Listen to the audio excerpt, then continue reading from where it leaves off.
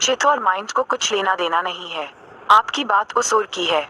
लेकिन चित्त कौन सी चीज का कॉम्पोजिशन, संयोजन है? ज्ञान दर्शन वह चित्त का कॉम्पोजिशन है। ज्ञान और दर्शन दोनों जुदा हैं। वह दोनों मिक्सचर हो जाएं, तब उसे चित्त बोला जाता है।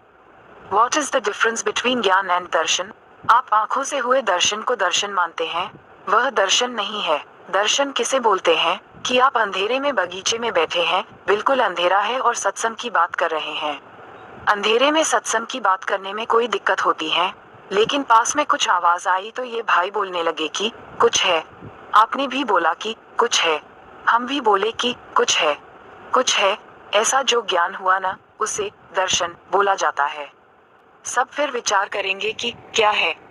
जिधर से आवाज आई थी सब उधर गए, तो वहां गाय थी। हम बोलेंगे कि ये तो गाय है। आप भी बोलेंगे कि ये गाय है, तो इसको ज्ञान बोला जाता है। अनडिसाइडेड ज्ञान को दर्शन बोला जाता है और डिसाइडेड ज्ञान को ज्ञान बोला जाता है। आपकी समझ में आया? ज्ञान दर्शन दोनों इकट्ठे हो जाएं, तो चित्त हो जाता है। ज्ञान दर्शन अशुद्ध हो तब तक चित्त होता है, और ज्ञान दर्शन दोनों शुद्ध हो, वह आत्मा है। चित्त अशुद्ध देखता है, खुद को नहीं देखता है। यह मेरी सास है, ये मेरे ससुर हैं, यह मेरा भाई है, ऐसा अशुद्ध देखता है, वह अशुद्ध चित्त है। चित्त की शुद्धि हो गई, फिर आत्मज्ञान हो जाता है।